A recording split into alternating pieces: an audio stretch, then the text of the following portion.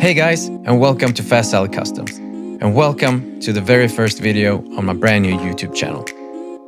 The bikes you see now are some of the bikes that I've built over the years, and if you follow me on Instagram, then you'll recognize them. But for you guys that are new, well, this gives you some idea of what I'm all about, customizing bikes. Now, I've had to put this dream of mine on hold for a long time, years actually. But now I'm back and I got some really cool projects lined up for you guys. So if you stick with me and join me on this journey and subscribe to my channel, then who knows, maybe I can do this for a living in the future. I have 5 projects that I started years ago but never finished. So I'm gonna start with them and finish them one by one on the channel. And when they're done, I will start buying new projects. The 5 projects are in different stages, and unfortunately, I don't have a lot of pictures or videos from when I started them. So in some of them, you get to tag along kind of halfway in, but I'll try to explain what I've done so far and what the plan is. I hope you will enjoy the show. And if there's something you think I should change, then let me know in the comment section. As you can see on the screen, I customize bikes of all brands and models. It's all about the potential in the project, really.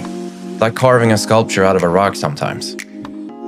And that brings me to the first of the 5 projects that I'm gonna start with.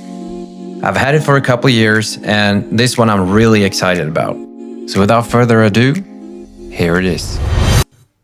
A 1973 Honda CB500 K1 that I paid 1,500 euros for. And I might have overpaid on this one. I'll show you why. At first glance, the bike looked to be in okay condition. The exhaust downpipes are fine, but I will sell those anyway and TIG weld a custom stainless steel 4x4 exhaust. I mean, these bikes are meant to have 4 pipes in my opinion. I bought the bike as an on-runner, but I made sure the engine wasn't seized up. If the engine's gone, it's just not worth it. The electrical system was bad, but I'm gonna put a new one in anyway. I think I'm gonna do a whole video on just that. I'll get back to the details on what parts I'm gonna use. The rest of the bike looked as expected, considering. And it had been stored in a garage for a long time, so no rust, and that is always a plus. Some scratches here and there, but nothing too major. At least that's what I thought. Yeah, that sucks. I mean, the seats for the camshaft I can actually work with. Nothing too deep, and it looks clean. The engine was really clean on the inside. But, yep, that is a broken bolt, and that sucks. The cylinders are not great, but I'm hoping we can rehoon them, and maybe they'll be as good as new. And then I started to notice something weird. This bike is the same year and model as mine, but an original from a vintage poster.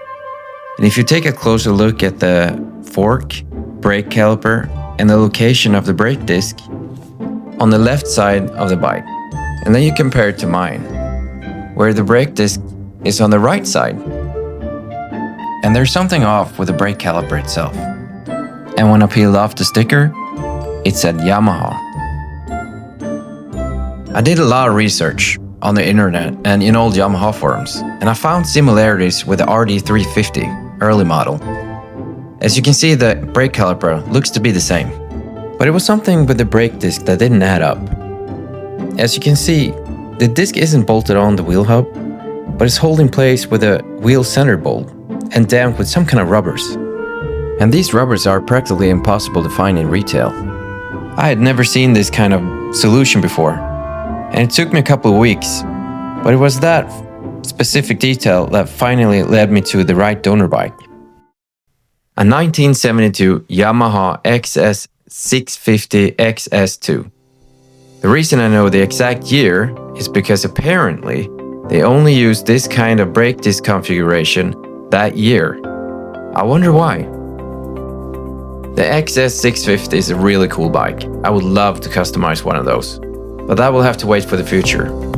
The wheel and wheel hub and the disc, they're actually in good condition, so I will use them. But the rest of the fork is completely gone, as you can see.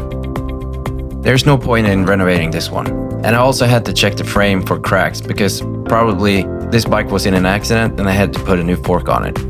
So after a lot more research, I found a donor bike that I really liked the front fork on. So I took a risk and I bought it. And here it is. I used Kawasaki ZR550B Zephyr complete fork that I bought for 187.78 euros. I also had to buy the brackets for the new handlebars that I'm going to use, and they cost 25.98 euros. They were also from the same Zephyr. And then I bought a brake caliper from a Kawasaki ZR750 Zephyr for 34 euros. This caliper is made for a brake disc that matches the weird one on my bike, and it bolts right on the new 550 fork. And here's the new fork, handlebar and brake caliper bolted on. Works great, but the front is sitting a little high. I'll come back to that. As you can see, I've cut the rear section off and just playing around with a seat that I'm planning on using on another bike. But it gives you some idea of the lines that I'm going for. Since then, I've done some more cutting, bending and welding. And that brings us to September 2025 and the current state of the bike. And here it is.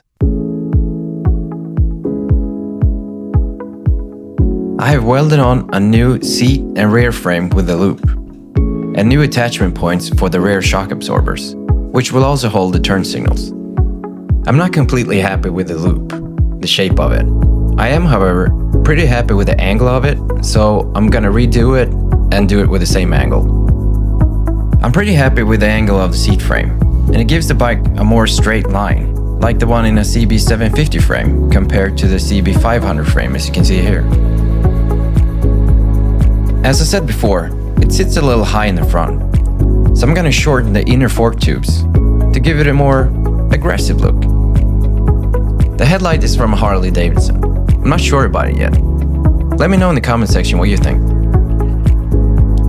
I think I'm going for a bare metal theme on this bike, with some inspiration from Mad Max, and with some touches of this green here and there. This bike is gonna be cool, I promise. And if you're still here, then please press the subscribe button, which is totally free, but it helps me a lot. Maybe even a like. And I hope I will see you in the next video, where I finish welding the frame and start prepping the tank and side covers for paint. Don't miss out. Thank you so much for watching.